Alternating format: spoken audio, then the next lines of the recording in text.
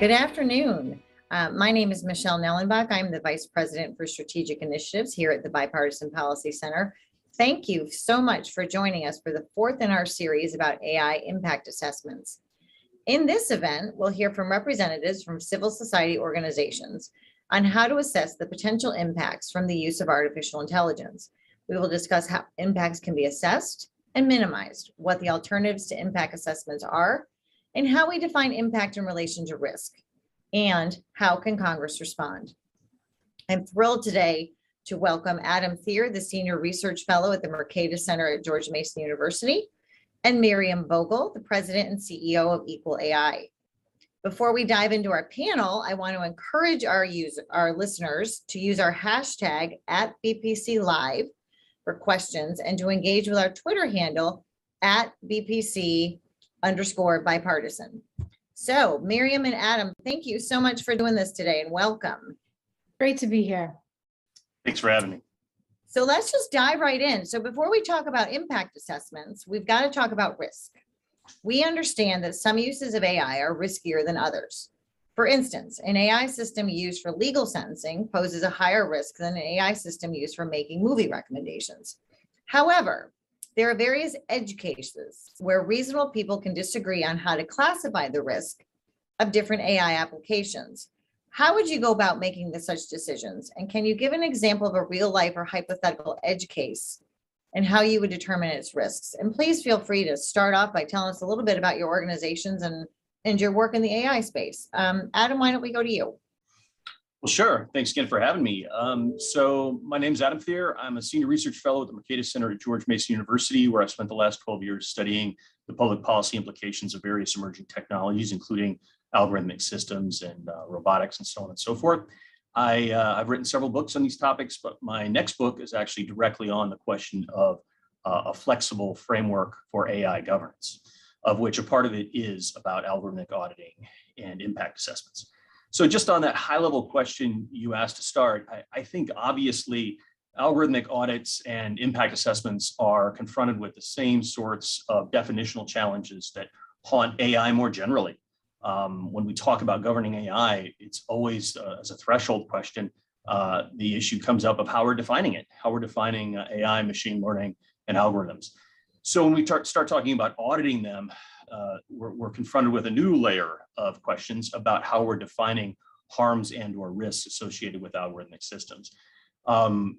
This is going to be tough, but I think we can get around it. Obviously, we have to understand that auditing algorithms is nothing like auditing an accounting ledger, where the numbers either add up or they don't. These values are far more subjective. There's no binary metrics that can quantify the correct amount of privacy, safety, security, or non-discrimination in a system. And there are trade-offs associated with these values. I think we've already faced similar conundrums when we've talked about how to regulate to achieve greater privacy or cybersecurity in other digital systems. And we are there confronted with the same question of like, what's the sort of Goldilocks formula for getting things just right? And sometimes that formula is really hard to deduce or it just doesn't exist. Great, thank you. And Miriam? Thank you, yes, for this good question, and what a great place to start. And to give the background, so Equal AI is focused on three main constituencies who we believe have real impact on ensuring that we have responsible, trustworthy AI. So we support companies with their own understanding of what it means to build, create, use responsible AI. We work with policymakers, and we work with lawyers, which is a little unusual. That's probably my bias as a lawyer. Lawyers' jobs generally are to help reduce risk, reduce harms, reduce liability. And lawyers really need to be a partner in this effort too, ensuring that our algorithms are safer for the broader public use, which goes right back to this question here of what are the risks, how do we assess them? And it's interesting, even when you think about what seems like a less harmful potential case of movie recommendations. Well, What's the impact there? A user is going to watch what the algorithm suggests. A user is going to read the news feed that has the feeds recommended to them. And when you're talking about movie recommendations, well, there's a commercial impact. So the people who will be benefited by those algorithms are those for whom the algorithm pushes up, promotes their content, which studios or actors or producers benefit from the algorithm promoting them. So even in that more innocuous case, there is a business impact. Somebody will benefit from the algorithm and many people will be overlooked. So I think there are certainly cases that are less risk and more risk, no question, but I think it's also really important that we unpack what do we mean by risk? Are we just talking about the healthcare risk where there's a life or death consequence, a criminal justice case where you're impacting someone's life sentence? 100%, those are dramatic cases when we're thinking about algorithms and their impact. But so much of what an algorithm does impacts our decisions, our business choices, our opportunities. Hiring is another area that we know where AI is being used extensively throughout the HR lifecycle. AI is being used to supplement, create efficiencies, and in some places to reduce bias. However, if you're not checking for bias and other risks in your HR systems, you are probably compounding past risk of harm from bias and discrimination. Great. That's a really good point, that no matter how you are using the algorithm, someone's going to benefit and someone may not from that use. So while we might look at movie recommendations, like you said, as innocuous, it does certainly have an impact on users and the companies behind them. So diving into that a little bit more, can an AI assessment tool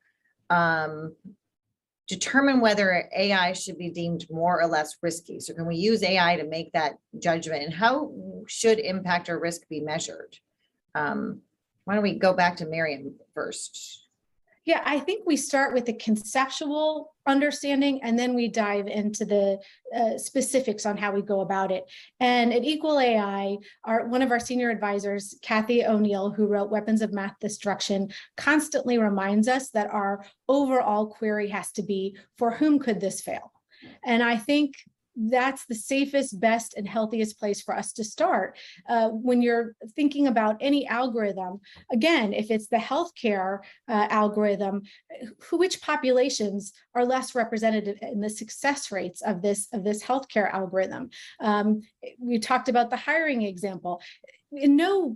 There's no question AI can be tremendously beneficial to our society and will be and is in small ways, whether it's, I love saving a few minutes on my GPS Waze and other apps. But what are we missing? Who is being missed? Even if you're talking about a factory line AI algorithm, is it using facial recognition or some other type of recognition that could miss someone's voice or skin tones when assessing the safety in that environment? So definitely you want to get more specific with accountability, good AI hygiene, other parts of a governance structure that we'll talk about, I'm sure, in our conversation today. But I think it all gets back to that basic premise of, for whom could this algorithm fail? Great, thank you. And Adam, what are your thoughts on that? Yeah, well, the good news is that we've got some pretty good frameworks that have been developed or are being developed right now to address these issues about risks and harms. So obviously the OECD and Nist have efforts underway to help clarify risk in AI systems. The Nist system framework that's undergoing revision right now is a risk management framework that's sort of a voluntary consensus-driven multi-stakeholder process to try to formalize these questions and figure out how to prioritize risks. And I think that's a great start. It's building on really wonderful efforts that have been undertaken by organizations and NGOs like IEEE, ISO, ACM, and even some other organizations internationally to try to find a way to craft ethical frameworks that provide a sort of a spectrum of potential AI risks or harms. Because obviously, as Miriam suggested, there'll be things like GPS or recommendation engines that probably are less concerning if we're getting a bad book recommendation or shoe recommendation versus something like predictive policing on the other end of the spectrum, or killer robots, as they're called, where algorithmic systems and their potential risks are far more concerning. The really hard question is everything in between those things on the spectrum and how you manage them. Great, thank you. So one more question looking at the risk. So we've been talking about impact assessments. Is there an alternative solution to impact assessments or a preliminary step we need to take before they're widely used? Adam? Well, I just mentioned those other ethical frameworks. Obviously, you have to have those in place and you have to have some consensus about these things. We need to get some buy-in, obviously, from certain professionals at certain levels of organizations about these things. And it may be that we can get some help by formalizing processes, procedures, or something else that's already existing in other contexts.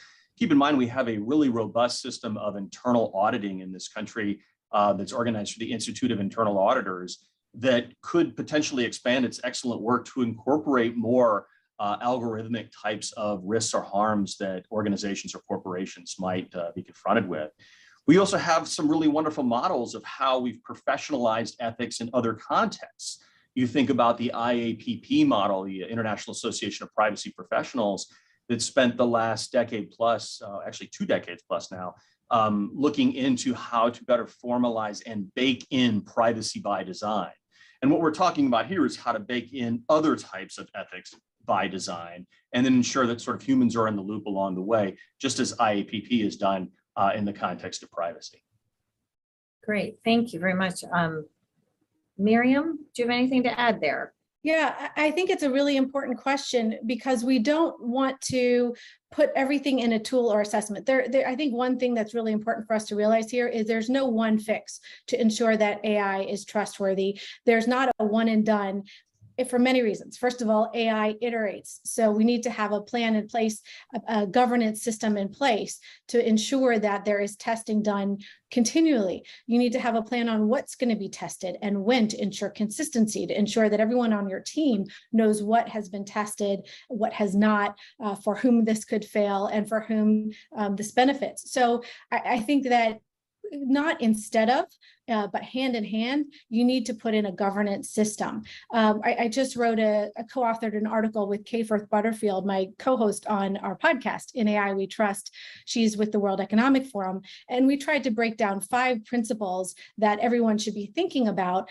One is, what are your AI principles? So you really have to start with your senior leadership adopting how is AI going to benefit your mission and not impede it? How you break those down. The second is the governance system of how what the plan is.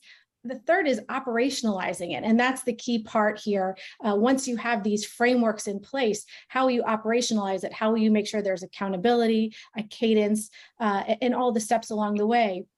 Because what I think we also need to recognize is, in addition to the iterations of AI, our thesis is that bias and other risks can impede your algorithm throughout the AI lifecycle. So it's from the origin of designing what is the algorithm being created to solve. That is going to have some bias in it. Think of all the problems in the universe that AI is not being created to solve. You have to have some agency to be able to have an AI tool to solve your problem. Who is developing your AI? Who is testing your AI? What is in the data? Obviously, will have a tremendous impact on how your algorithms learn and are able to provide benefits to you. And so really the answer is, throughout the AI lifecycle, you need to have checks in place to ensure that it's providing you the results that you're expecting and that it's consistent with your expectations. Great, thank you. So I want to move on to auditing and enforcement, because what we've been talking about really is how companies kind of assess their own AI risks and what does that framework look like. But one of the ideas that's discussed a lot in this space is the issue of third-party auditing. So do you bring someone else in? We touched on it very briefly in our AI national strategy. I'm just wondering, are there benefits or drawbacks to using a third-party auditing system? Should they be mandated or voluntary? What would the government oversight of that look like? Adam, you want to take this one? Sure, I'm looking forward to Miriam's thoughts on this though as well. I am a little bit skeptical that we should rush to formalize this as a regulatory process. I think there's a great deal of benefit to the idea of algorithmic audits and impact assessments. But I think you open a different can of worms when you try to create a formal regulatory structure to do this. We already see the EI rushing to do this through some sort of conformity assessment process through its new EU AI Act. We see proposals here in the States in the form of the Algorithmic Accountability Act to try to somehow mandate audits or impact assessments. And of course, the devil's in the details, but I think it's clear that if enforced through a rigid regulatory regime, compliance with algorithmic audits ultimately could become a very convoluted, time-consuming, and even politicized process. It's just a real danger, I think, when you open up this idea to a sort of regulatory proceeding and try to use it as a pro forma kind of thing you have to go through, because as Miriam already pointed out, AI, it evolves so rapidly and is constantly iterating. There's software updates and patches every single day to algorithmic systems. It just can't go through the same sort of rigid regulatory process we would put other types of things in, say, environmental context or other things through, or else we're just going to ultimately get a lot less AI regulation and a lot of the best innovations. And I think a lot of the best AI innovators will ultimately leave our shores and flock somewhere else. That's a really good point. Miriam? Yeah, I think it's also important for us to realize that we're still in early days of widespread AI use. A lot of our work at Equal AI is helping companies understand that they are AI companies because they are still thinking of themselves as products and services and other types of companies. They're coming to understand they're using AI in pivotal ways, and as such have a responsibility to manage their AI, to put a governance system in place. So I think that the benefit of some government involvement here is to help educate. Adam mentioned a really important document that's coming out, the Nist Framework. We are so fortunate that Nist is leading this effort. They are so thoughtful, so comprehensive. They've been very transparent. So you can go online and you can see what every draft has looked like. They're publishing them along the way. We have a new draft expected out shortly. They'll have a final draft out, or a final version, early in the new year. So this is coming up pretty quickly, fortunately, because this is a time when we need it. We need guidance, we need education. And so I think that they're taking the right approach by making it voluntary. They're inviting companies to understand what the expectations are, because right now, we're really driving full speed without lanes, without speed limits to manage the expectations. So I think the first step is what's being expected of us, making sure it's consistent, because if every company is managing themselves separately, it's not clear how they're defining what is fair, what is transparent, what accountability is. They could just check that they have that without having any understanding that they're completely inconsistent with one another, and our understanding is even less consistent with what their intentions are. So I think we really do want some actors to help us establish the international expectations, even the national expectations. And it will also be helpful from a legal perspective, because you want companies to be able to safely create a document that will benefit them in identifying risks and potential harms. You don't want them to fear that creating this document can and will be used against them. So I think there's a lot of reasons to level set on where we are in the process, and thinking about the government as the important partner as they are in helping us understand what these risks are and what the expectations for organizations should be who are using AI in pivotal ways. It's a really good point that this is still fairly new tech, like those of us in the tech policy, it just feels like it's everywhere, but really we haven't been using these algorithms for all that long. And I think Adam made a really good point about driving companies and jobs, and et cetera, overseas, where we are certainly having a competitiveness. There's growing concern around our international competitiveness, particularly around technology. And so those are important things to consider as we move forward. So I kind of just keeping with this auditing idea, assuming, like, let's say we were to go down that path, like, who do you trust to do that? Like, what, you've got Nist developing some frameworks, but who would we trust to approve an audit an AI algorithm, and what qualifications or experiences might they have? Or are we just not at that point yet to even look at that? Well, I I'll just jump in. Yeah. Yeah, I'll jump in really quick. Well, I think there's a lot of different groups and organizations that could play an important role here, including Miriam's. I really like the approach that she set forth, and I like her badge idea that I hope she'll discuss. I think the World Economic Forum has set up a framework for how we can consider doing audits. It's really nice. And a number of other academics have as well, but sometimes they're a bit amorphous about who will do it. I think a lot of them want the government to have a more formalized process and envision a regulatory agency doing it. And under the EU Act, there's actually even a formal body that would be set up to enforce sort of these conformity assessments or impact assessments. Again, I think we can start at a less restrictive approach of finding sort of trusted third parties and other experts to do these sorts of things. There's a vibrant market for algorithmic consulting that's developing. Miriam mentioned the work of Kathy O'Neill. She has her own algorithmic consulting organization. Many others have done these sorts of things. There are academic institutions that play an oversight role or a whistleblower role in this regard. But at the end of the day, I think a lot of this has to start at the corporate and trade association level, and there has to be buy-in from the C-suite level to try to get the idea of these best practices baked in by design and get some widespread acceptance of it. We've already seen it among leading tech companies, from Microsoft to IBM to Google to many, many others, with new offices like chief ethical officers and offices dealing with algorithmic issues. What I'd like to see is something that complements the chief privacy officer role in the form of either a chief ethical officer role or chief algorithmic officer, someone who's got some skin in the game in terms of buy-in to make these decisions and to encourage everybody from the top to the bottom of the organizations to adopt and bake in these best practices by design. So let's start there. And then let's try to formalize that process through the risk frameworks and the other ethical frameworks that have been already developed robustly by groups like IEEE, ACM, ISO, and many others, and see how far we can get. It could be that at that point, the government plays more of a backstop role, essentially holding companies to the promises that they make to their consumers and the public.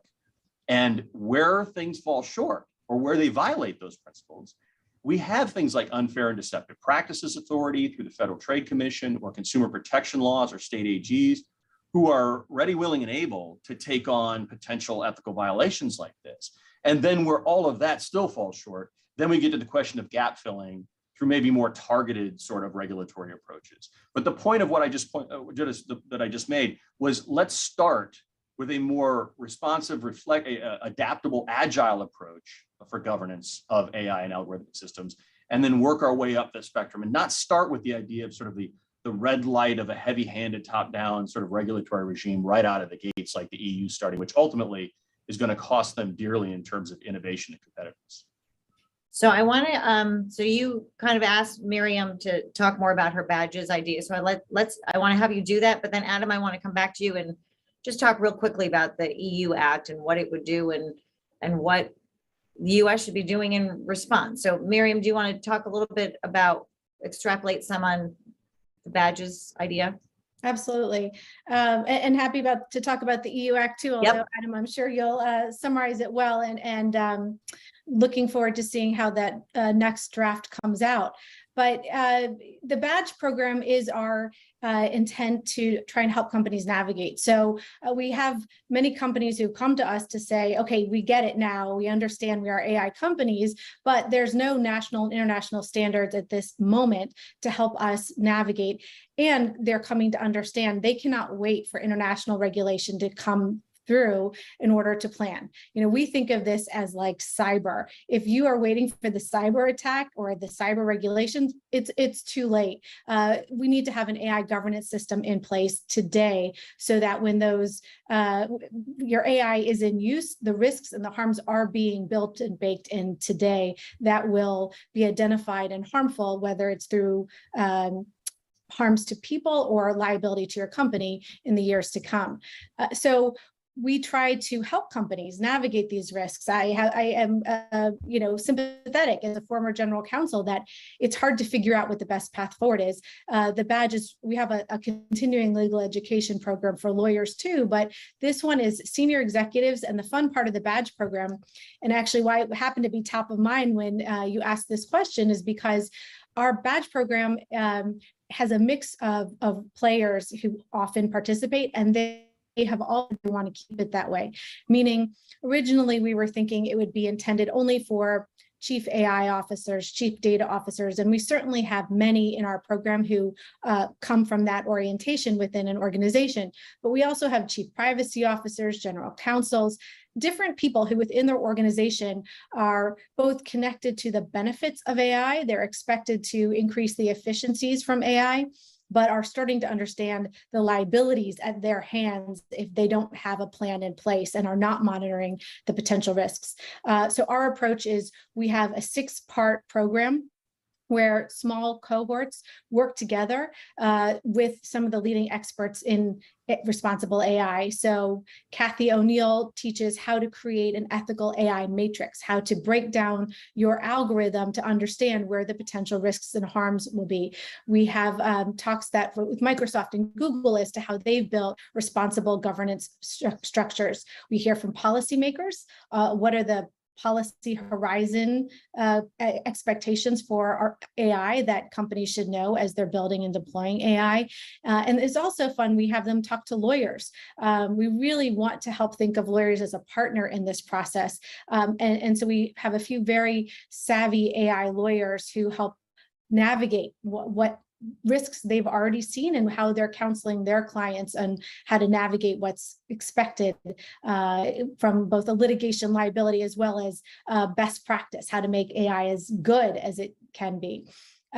So that is, I guess, a long way of saying, in terms of who should be trusted to approve an algorithm and what experience and qualifications they have, no matter what role, no matter what stage of the process you're talking about, the more diversity of perspectives you bring into the process, the better your algorithm is going to be. If you're designing it, if you're building it, particularly when you're testing it, that's a great stopgap to catch the oversights that you've missed along the way. The broader you can be in terms of age, geography, different variables that might have been missed in its the deployment and the building process to date, it's going to help you ensure that your AI is more effective, the more people's imaginations that have been baked into it along the way. Great, thank you. That's really great program you've got there. And I think it certainly is one of the solutions to this. Adam, do you want to talk a little bit about the EU Act and what they're up to over there? And then Miriam, if you want to comment, that would be great. Sure, I'd be happy to. So for several years now, the European Union has been moving towards a new regulatory framework for artificial intelligence that is in many ways growing out of its existing regulatory infrastructure through its data directives and GDPR for privacy. And so this culminated recently, last year actually, in the proposed Artificial Intelligence Act that the European Commission is moving forward to try to create a 4-layer risk-based approach to gauging AI-related risks, with them being sort of on one end unacceptable, the other end being minimal, and in between there's like a limited and a high-risk category. Most of the interest and action is in the so-called high-risk category that the Commission is considering trying to regulate through the kind of process we're talking about here, through some sort of formal impact assessment, conformity assessment with a wide variety of EU-wide laws, including GDPR, but now also including other new laws that are coming about, like the Digital Markets Act, the Digital Services Act, which require still more impact assessments of different sorts having to do with algorithmic fairness and so on and so forth. The bottom line is that there's, I don't know, about 100 pages of language in that act proposal, and there's a meticulously detailed list of annexes or appendices that define high-risk categories, technologies, or sectors. And it is a lengthy list. It would be easier for the Commission to have just said what's not considered high risk. And I think that's the danger with what the EU's now proposing, is that potentially they're going to push everything into that high risk category and impose a pretty significant sort of top-down regulatory approach that presumes AI innovators to be guilty until proven innocent, that they basically have to find a way to get out from underneath these processes. Fines are significant. They could total something like 30 million euros, I believe, and then I think it was 6% of a firm's total worldwide revenues for violations. That's a lot of money. And then there's a presumption that this is an open-ended process, that it's going to grow and incorporate new technologies and sectors. And I think that there's the real danger here that the European Union is doing what it has already done for the past 25 years with a very heavy-handed, top-down, precautionary, principle-oriented sort of regulatory regime for data-driven industries that has left the Europeans without any leaders in the field of digital innovation. All of the household names across Europe in the digital technology sphere are American headquartered companies. And a lot of what the EU is trying to do with this act and its new Regulatory Services Act and Markets Act, as well as GDPR, is to try to reach out extraterritorially and regulate American tech companies. And they have even stated this. European officials are stating increasingly that their leading export in this area is regulation.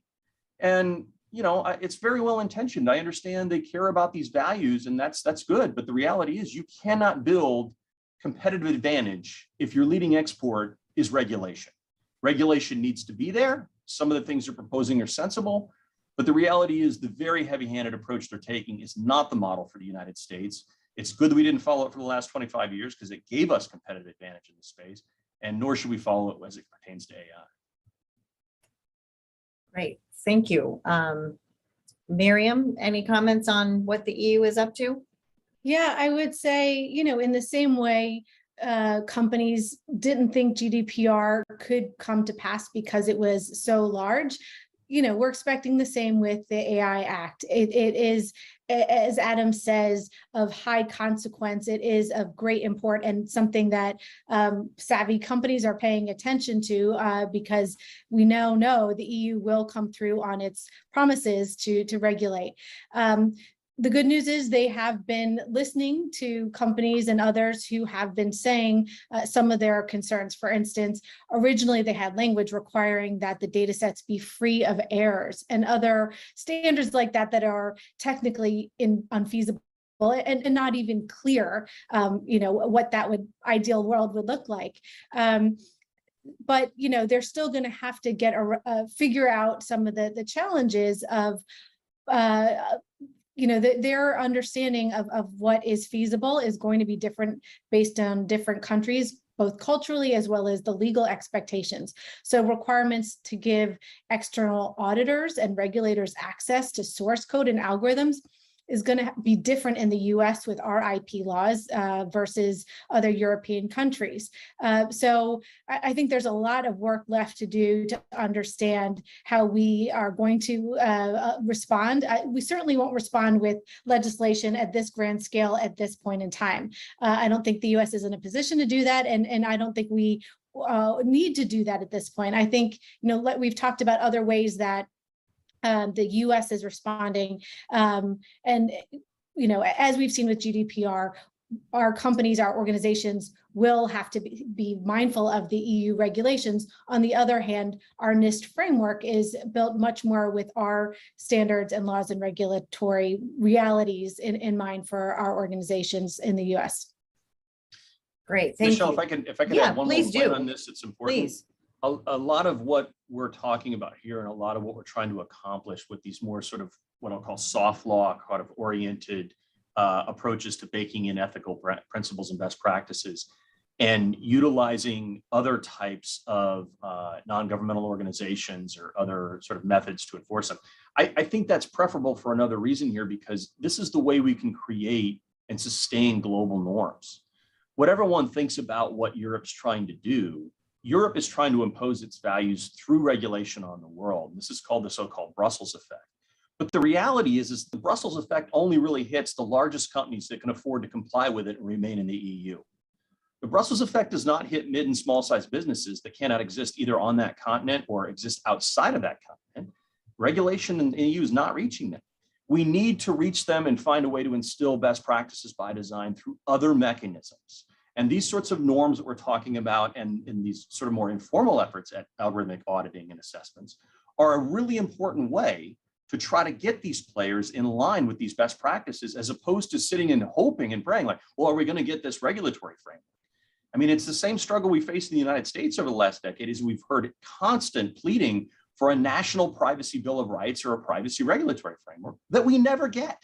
So in the interim, all we're left with are things like what the IAPP are doing and the host of other sort of soft law-esque oriented mechanisms that we put in place to bake in privacy best practices.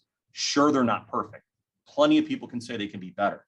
But in the governance vacuum that's left by the lack of government action or other sorts of problems, we've got to have something. And so these sorts of best practices and alternative frameworks are essential in filling that governance gap. Great, excellent points. And I do think, so I guess to just follow on with that point, I think the groups like Equal AI and what the work you're doing, Miriam, but how do you get, so to the medium-sized companies that maybe don't belong to various trade organizations, how do we get them, how do you get that information to them? Like when Nist comes out with its standards, how are we going to bring those companies into this so that they can start embracing some of these best practices and norms and fighting off that push for a top-down Europe style approach? I think it's a great question. I mean, I think the one part I would add, Adam, I understand and I hear you on your concerns. I also think the reality is, like GDPR, I think companies need to be preparing for some sort of compliance with the EU Regulation Act. I think that will be the reality for companies that do business in Europe. So participating at this stage would be well served, in whether it's through different trade organizations or other mechanisms that are set up. I think that we can expect that will be our reality to some extent. But in terms of that really important point about the non-large multinational organizations, how do we help them understand what the expectations and best practices are? I think serves us for a variety of reasons, in no small part because the technology, even small startups, I mean, their lifeblood is day-to-day survival and creating a product. But think about what their products will do. They're also creating AI technology that will be serving pivotal functions, whether it's in financial industries, healthcare industries. I mean, think of the hottest markets for AI. Those also happen to be where it could be the potentially greatest consequence. Who's offered a loan, who's not seen in hiring, who is offered a healthcare solution and who's not. So I think it is absolutely upon us to all think exactly like you said, Michelle, about how do we ensure that they're on board, that we're supporting them in understanding the consequences and the risks, and as well as the best practices. And I think that, there's a variety of answers. I think we need to take it upon ourselves. I think I also am fortunate to have been asked to participate in another organization that was just started, the National AI Advisory Committee, that Congress was smart enough to mandate with the NDAA requiring that Commerce launch an advisory committee of outside experts to advise the president in the White House on AI policy. And I think and hope that they've picked 27 people from across industry, from various different backgrounds from across the country. So that hopefully will be one of the vehicles for thinking through how to bring in more people into the tent to understand what the risks are and how to navigate. And we've actually made that part of our mandate. In addition to making recommendations to the White House, we have said, we are a federal advisory committee, we're a public committee, so let's use the opportunity of being public to invite more people into the conversation, whether it's thinking through who participates on the panel, making sure there's expert voices, both old and new, as well as engage more public engagement across the country so that more people know how AI is impacting them and how they can participate in the process. But I think it's going to take the work of many, many different organizations, for companies to take it upon themselves. For, like you said, Equal AI, we have helped create listening sessions for Nist, and they've been very generous to come to these listening sessions and hear out new audiences who don't even necessarily know what Nist is, or that there's an AI risk management framework underway.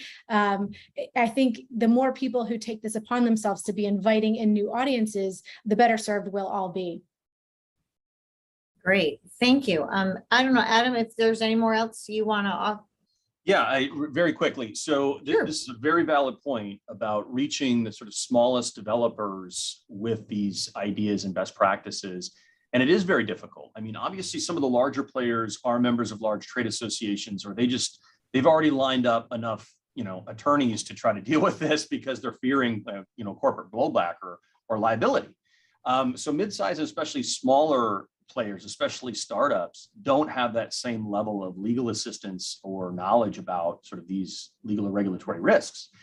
This is a very legitimate problem, and it is a hard problem. I think it begins with an educational process that has many different components, including agencies trying to inform and educate the public about these risks. We've seen this in many other contexts. The Food and Drug Administration has a big program on risk communication and health literacy that I think is excellent. And I've always encouraged sort of those sorts of constructive solutions as a first order line of defense to try to inform the public and developers of potential risks or harms from these products. But I think it really begins with an educational institution approach as well.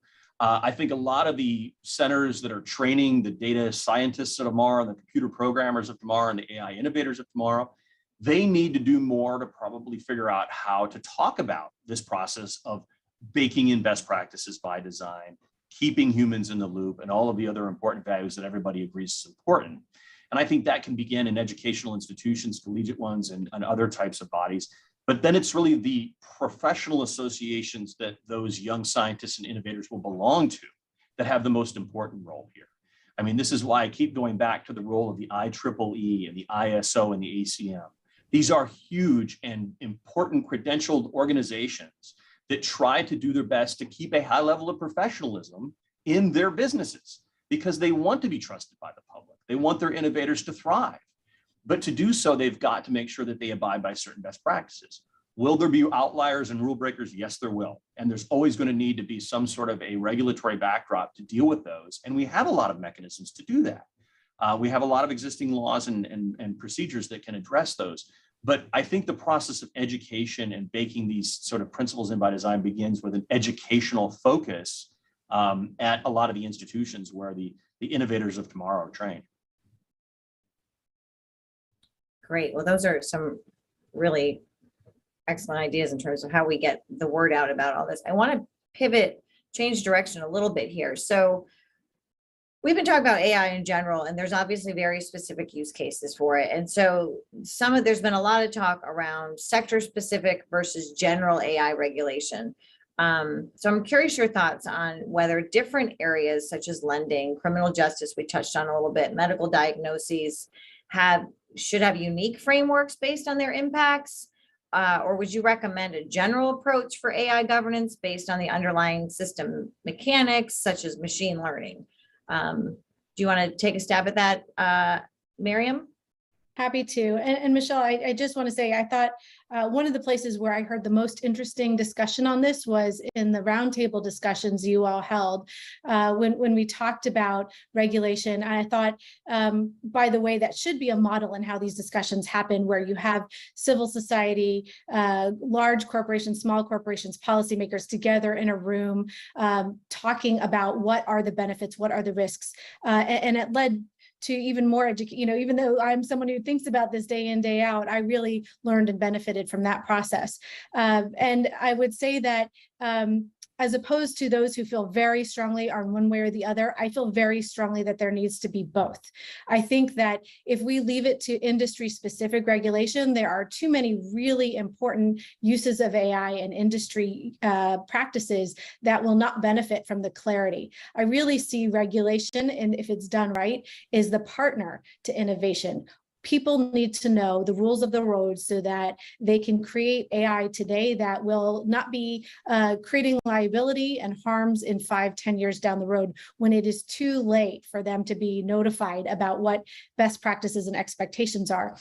A, because it's been fully baked and deployed, and B, because it will be integrated with so many different AI systems. It'll be too hard at that point to break down what were the different data sets for the different AI systems and the training methods so that you can put these best practices into place. So I think for some best practices, they are industry agnostic. There's good AI hygiene, there's governance, accountability that is a best practice no matter what industry you're talking about.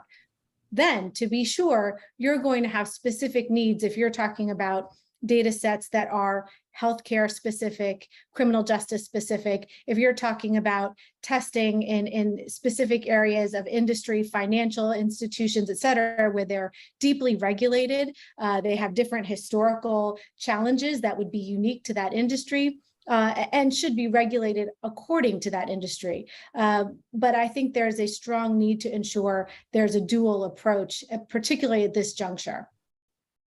Great. Adam, are you Sure. similar? Yeah, I think it's very unlikely that we're going to get broad-based general AI regulation. And I'm all right with that. I think a sectoral specific or targeted approach makes a lot more sense.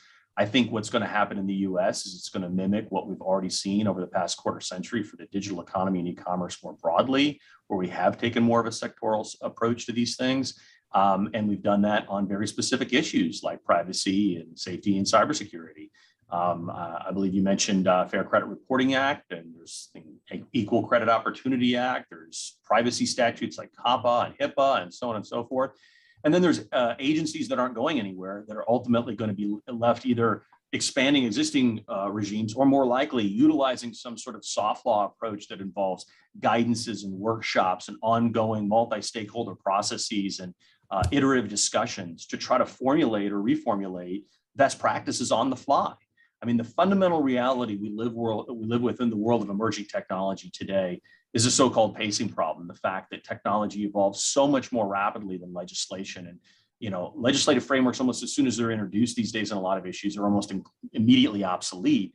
And so you need a more iterative, agile, flexible approach to governance. And I think you need to make it sure that it's sectoral or targeted, because there's only so much knowledge or so much time in the day to go around to deal with this. This is exactly the model the United States is now essentially has for driverless cars. Like it or not, I mean, I'm in favor of a national driverless car bill of some sort, but we've spent the last 8 years waiting for that to happen, and it hasn't. What's happened in its place? The governance gap or vacuum's been filled by Department of Transportation and NHTSA working in conjunction with state DMVs and other bodies to come up with rough rules of the road that aren't formal rules of the road for autonomous driving systems. Is it a perfect system? Heck no. Is it a system that actually fills a gap and solves important issues like, vehicle cybersecurity issues and other types of safety concerns? Yes, it is. And it's what we've got to fill that governance vacuum. And I think this is exactly what we're going to see for AI and even for things like algorithmic audits and accountability. It's going to play out differently in every sector. And I think that probably should. Financial algorithmic issues and health algorithmic issues are definitely more sensitive than what happens on a day-to-day basis with a book recommendation system. We don't need one overarching rule to rule them all, because I think ultimately that creates a regulatory regime that probably just can't keep pace with the times. If I could just clarify, I think the more granular we are when we're talking about what specific regulation we're talking about, it really would be helpful. So for instance, if you're talking about how financial institutions need to audit their AI specifically, given the regulatory structures that they're complying with, given the different laws unique to that industry, absolutely, I see that. But if you're talking about what audits, what nutrition labels for AI you need to have in place, I think there's a real benefit to having consistency. First of all, because so many companies operate in different industries, and so it's really simplifying the process for them. If you're clarifying there is one nutrition label type of model card, what we're talking about here is basic inquiry as to what is being tested in your AI, what elements you know about data sets, what populations have been well represented, underrepresented, what testing cadence there has been, what has been tested, those general requirements. You can imagine if you had different nutrition labels for each type of food, if organic food and non-organic food, if liquids and solids had different definitions of what they meant when you're talking about calories, proteins, etc. You want to know that they all are talking about calories, proteins, sodium, so that that label is meaningful to you, and so that each end user down the road, no matter what industry they're in, understands what is being defined in that label.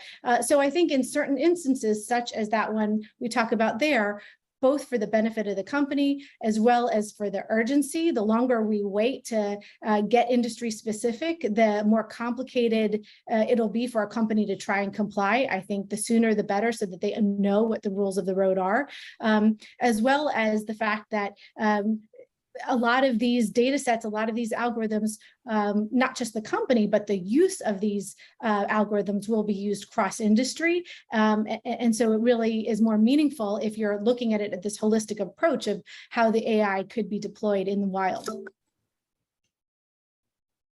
Great, thank you both. So I want to pivot, I know we're running short on time here, to some discussion about fairness and accountability, because obviously there are individuals who are impacted by these decisions, either for the better or worse. And so thinking about accountability, who's first in line of accountable on AI bias? Is it the programmer, the data collector, the manager, and why? Adam, do you want to take a stab at that one?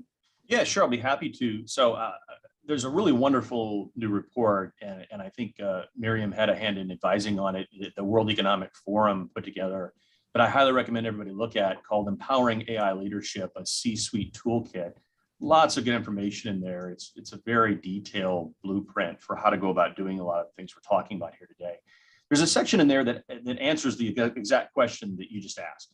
And it said, basically, we can think about sort of 3 or 4 lines of defense as it pertains to these things. And they identify as the first line of defense, creators, executors, and operations, sort of like the people who are doing the actual coding, designing and building the systems, and so on and so forth. The second line of defense being managers, supervisors, and quality assurance.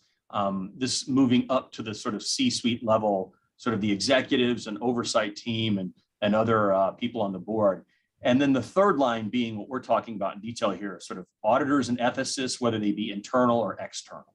They also talk about the idea of having an ethics board of some sort, either internal or external, oversee the entire process. So those are 3 or 4 lines of defense. Now, I could bicker about some of these things. I think the first line of defense should be the C-suite level. It should be chief executives, chief privacy officers, so on and so forth. And they need to be communicating to their developers and their executors, like exactly why this is important to the long-term interest of the company and to the public, because obviously they don't want the negative blowback associated with harmful forms of AI risk and incidents developing. But the bottom line is that that's a good framework. It's a holistic approach. It's an approach where you're talking about baking in all these principles across the entire framework of AI development for corporations and organizations. And I think it obviously can be supplemented with the kind of thing that we're talking about here today with the audits. Maybe we'll get a best of all case worlds where it is both internal and external. And then we also have the ethics board's approaches, internal and external. And I think that's a pretty good model. I like it. I like the flexibility of that model. I like the fact that it can evolve with new issues, cases, and controversies that develop that we cannot envision today. Tomorrow's AI controversies and risks will probably not be the exact same as today, but we can be prepared for them. We can have an approach and a toolkit that can address them. And I think address them probably in a more flexible way than the sort of like top-down, like regulate first approach that the EU is envisioning, which I think ultimately will probably backfire. Great, thank you. Miriam, I don't know if you did have a hand in the WEF report, or if you want to talk a little bit about it, or you're a different approach to the question. I can't take credit for their great work, but I do really benefit from partnering with them, both in the badge program, in our podcast, where we talk about so many of these principles. And I agree with Adam 100%. In each of these conversations, we are, we open ourselves up to being, educated otherwise, but it just comes down to the bottom line. You have to have your C-suite involved.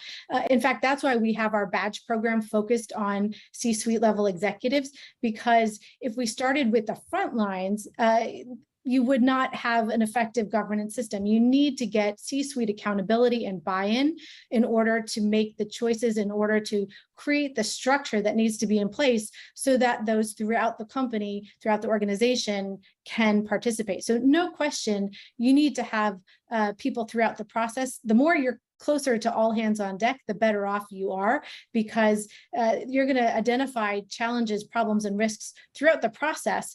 So the more people who are clear on what do you define as a risk or a problem, what do you expect your AI to be doing, where is it even being used, the better off you are.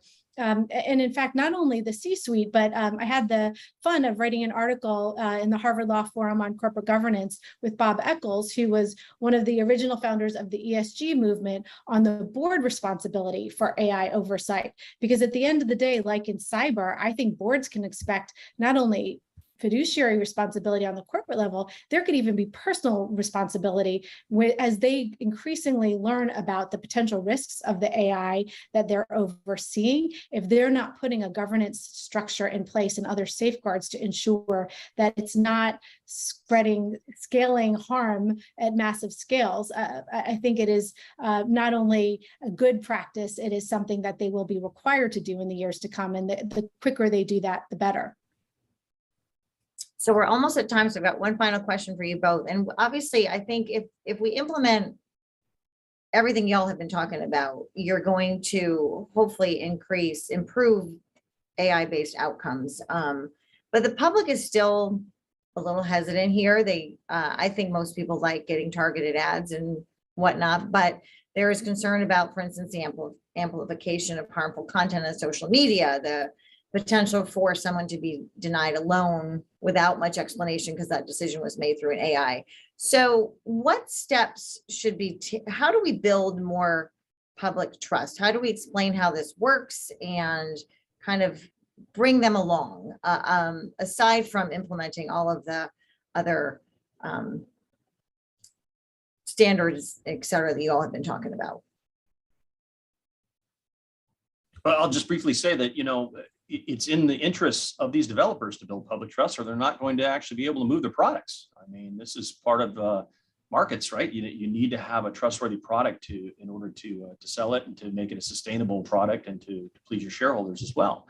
So there's a corporate interest in making sure they get these values aligned properly. That doesn't mean they all will do it. There'll be a lot of mistakes along the way.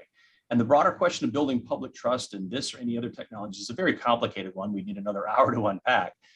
Especially as it pertains to something like social media policy, which is really kind of not an entirely different can of worms, but it has some important nuanced things going on there, like democratic values and like broader based free speech concerns. These are really, really complicated issues.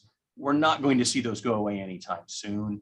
I think those, in fact, will be somewhat exacerbated in coming years in some important ways. It doesn't mean that we can't continue to have a good, flexible, adaptive approach towards best practices, whether it be for algorithms used for social media speech purposes or algorithms used for driverless cars, robotics, medical devices, whatever. Flexibility and agility is the key to getting it right, including the idea of auditing and impact assessments, which again, I'll just stress, I believe can play a very important role going forward, but I hope it's in that sort of a flexible governance framework and not in too much of a heavy-handed top-down approach, a la what the European Union wants to do. Great. Miriam? I think this is such a great question to land on, because I think the real answer is this is an all hands on deck situation. We are all going to be using AI, and AI will be used in so many of the ways that will impact our life for better and for worse. And it needs to be a process that we all understand, not that we all need to be computer programmers. I don't think that's the reality. I think there is a role that we each need to have in digital literacy, and as well as understanding what we can and should be able to expect from the algorithm. And I think obviously there's a different answer if you're talking about algorithms being used in the public sector versus the private sector, whereas in the public sector, we have due process rights and other institutional safeguards in place that we need to make sure are being used consistently when we're talking about AI. The fact that an AI helps lead to the solution or the recommendation should not change the laws that we have in place. But if we're talking about the broader ecosystem where they're being used in organizations and companies, I think it starts early. We need to have more digital literacy in schools so that our students can understand their AI world. We need to help support teachers so that this new foreign language, our new modern language, is something they're feeling more connected with and comfortable with individually and as they integrate their students, all the way through graduate school, where we need to have a multi-stakeholder process. We can't just leave it to the programmers to figure out our ethical answers to the age-old historical challenges of humanity. We need to make sure that they have ethicists, lawyers, policymakers, and other people helping them navigate what needs to be taught and what needs to be instituted within companies and organizations to ensure we can trust our AI. All great ideas, and some of them we have in our AI national strategy about particularly expanding education beyond computer scientists in the AI space. So one final question, Adam, when is your book due? It won't be until much later this year, but I'll have a short piece out before that on the issue of algorithmic auditing and impact assessments. Great. Well, thank you both so much. This was a great discussion. I didn't get through all my questions. So Adam and Miriam, thanks for joining us, and to our audience, thank you for watching. Thank you, Michelle. Thank you so much.